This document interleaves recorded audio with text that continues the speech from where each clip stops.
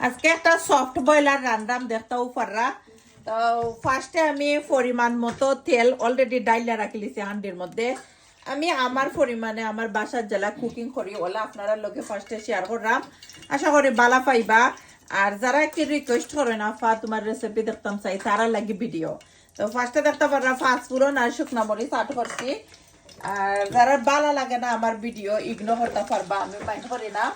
তো অনেকেই একে কয় না আফা তুমি কিলা বাও চিকেন ফার্স্টে খিতা খিতা দেও।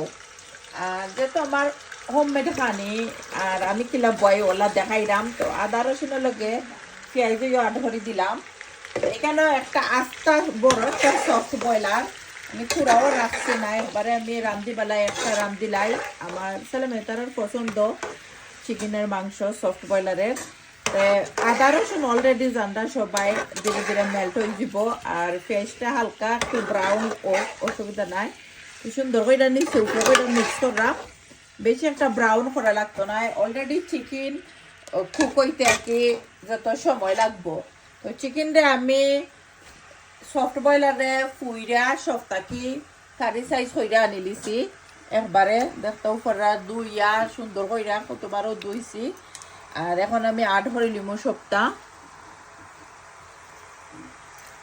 তো আস্তা চিকেন আমার আর কি বাসা থাকি রামিসারি আনা, তারা সবাই সফট বয়লার মাংস বালা ফাইন। তো সবসময় তারা বাদ দিয়ে খাই না, এখন সময় আছে রুটি দি নান দি পরোটা দিও খাইন, যার জ্বালা বালা লাগে আর কি। আর অনেকে আছেন আমার ভিডিওগুলাত লাইক কমেন্ট কইরা আমার এত দূর আগাইয়া লইয়া আইসেন। থ্যাংক ইউ আপনারা সবাইরে যারা আমার সাপোর্ট করছেন অলওয়াইজ, এখনো কররা সাপোর্ট।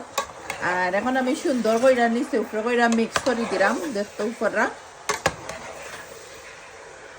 একটু বালায় মিক্স করিলাই।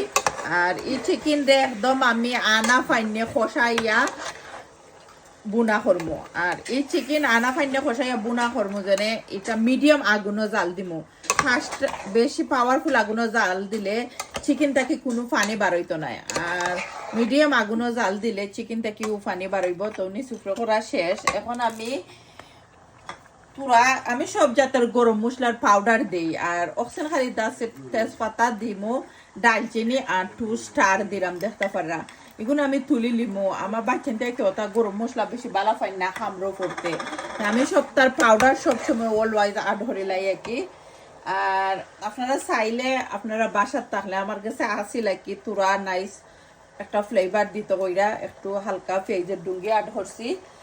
আর এখানের মধ্যে দেখতে পারা কাঁচা মরিচ নাগা আর টমেটো। এখন এই পর্যায়ে আমি আড করতাম না, আমি আরো 1 ঘন্টার মতো আমি ওই চিকেন রে বালা ঠিকানে কুক করার পরে মশলা দিমু বালা টমেটো কাঁচা মরিচ ওটা সবটা আড করবো। এখন আমি জাস্ট খালি লবণ আড করলাম। তো লবণ আড করার পরে আমি 1 আওয়ারের মতো রাখি দিব ওই কেতা কুকিং গো।